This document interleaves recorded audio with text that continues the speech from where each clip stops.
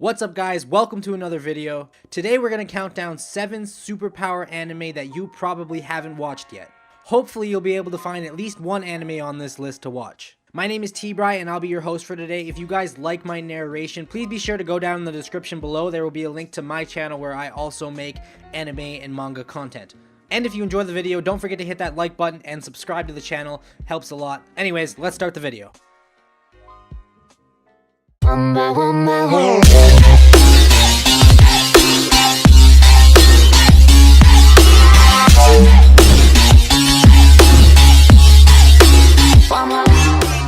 Starting at number 7, we have Yozakura Quartet. Yozakura is set in a city where humans live alongside the yokais. As the only city in the world that can bring these special beings together, a maintenance group was created to maintain the peace between the two species. The story focuses on one of these groups where 4 unremarkable young people must protect the city. Yes, the concept is quite simple. You can also expect a good load of fan service, which even if not thrown in your face at least most of the time, it is a bonus for those of you who enjoy that.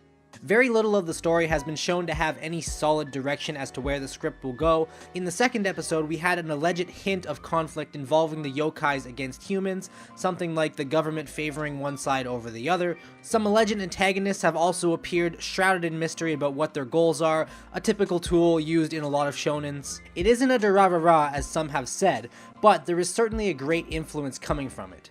The story really hasn't taken off yet, but it's worth a look even if it's just to see the amazing quality of animation. I guarantee that at the very least you will find it fun.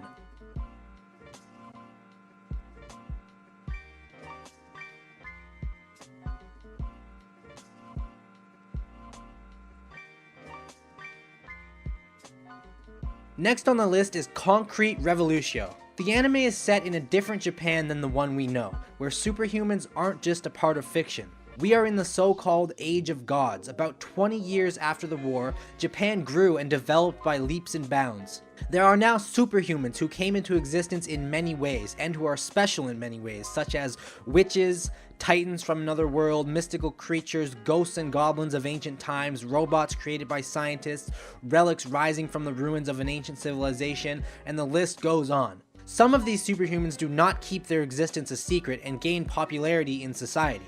Others try to cover up their identities and fight in secrecy. And of course, they also have their enemies such as organizations that work within the shadows. The Japanese government has taken many steps to ensure peace and order. One such step is the creation of an organization under the Ministry of Health and Welfare. Their mission is to identify superhumans, then oversee and protect them.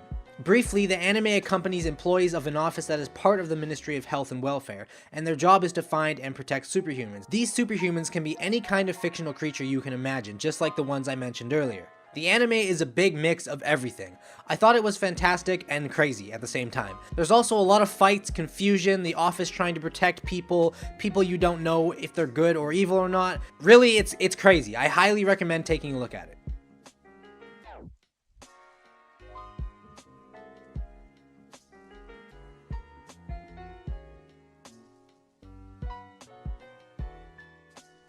At number 5, we have Tatakao Shisho.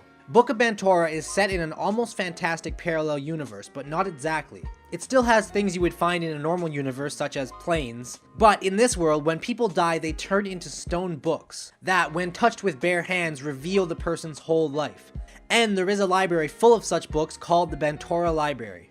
Within the library, there are armed librarians in charge of protecting the library. However, there is a Seventh-day Church, Let's Drown in God's Graces, that has some friction with the librarians in Bantora. The story is revealed to us mostly in flashbacks from the Bantora books, and the narrative is divided into smaller arcs that devote themselves each a little bit to the most important characters. Sometimes the story seems fuzzy with unclear transitions, especially between each book.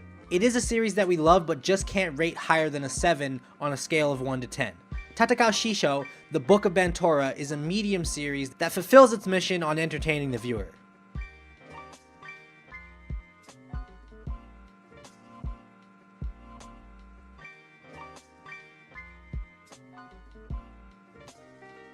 At number 4, we have The Rolling Girls. Can you imagine living in a Mad Max type of world? It would be crazy, right? Now try imagining living in a world that is a bit of Mad Max and a bit of Kill la Kill. This is The Rolling Girls. The plot goes something like this. 10 years after the Great War, Japan has been split into independent nations. Each nation is governed by a prophet named Mosa and an army called Mob. This is how they start competing to take over other countries. 4 mob girls from the Saitama, Nozomi, Yukina, Ai, and Chiaya clan are ordered by their Mosa to ride their motorcycles to mediate various battles between the nations and clans around Japan. What I noticed in this anime is how much it looks like Kill la Kill. Even the weapons are just as weird. One of the characters uses a giant paperclip and the other dresses like an unemployed green Power Ranger.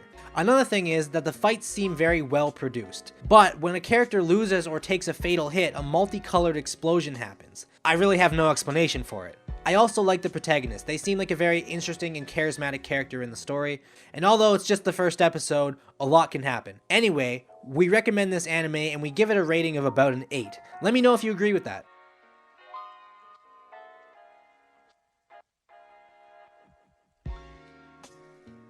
At number 3, we have Mekakusity Actors. The story is based on a collection of songs that all together tell a complex narrative full of magic, disappointment, tragedy, and romance. In the animated version, the work begins with Shintaro Kisaragi, a NEET, a person who locks himself away for a long time, in his case, 2 years, who lives with his mother and sister quietly without a life. Until one day, by the irony of fate, his computer is literally occupied by a blue-haired cyber girl named Ene.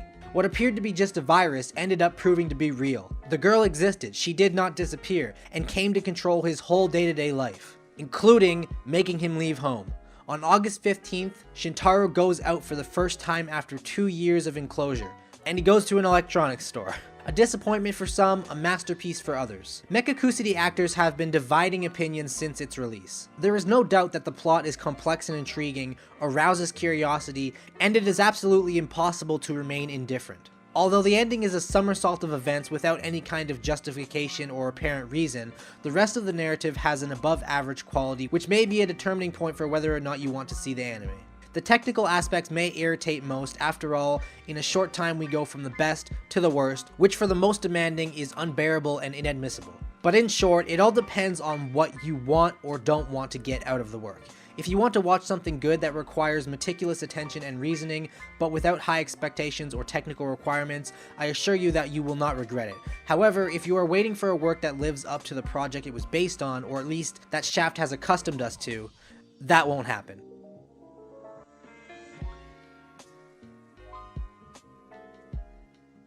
At number 2, we have Witchblade. Unlike the story of most anime, the protagonist of this anime is a mother. It occurs in the city of Tokyo in the near future, where there is a legendary blade called the Witchblade, considered to be the most powerful weapon in the world. The only person capable of manipulating this sword must be a woman chosen directly by the sword. Wanting to take advantage of the Witchblade's powers, 2 secret industries produce women to be chosen by the Witchblade, only to have it accidentally choose Masato, a mother with a daughter named Rihoko. Because of this, the 2 are now involved in a big mess.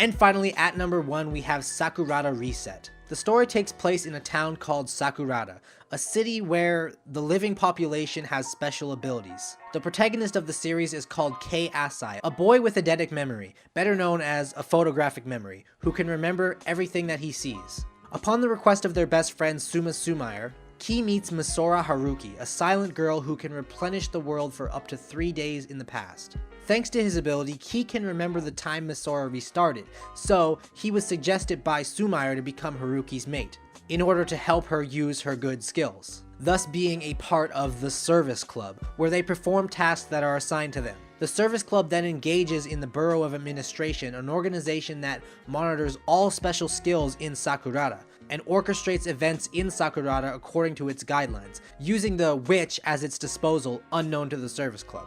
I actually found this anime to be pretty good, and I think you should give it a chance. You won't regret it.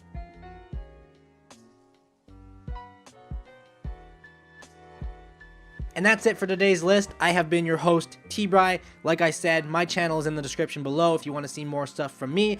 And if you have any more suggestions for this channel, please leave a comment below, and we will see you in the next video.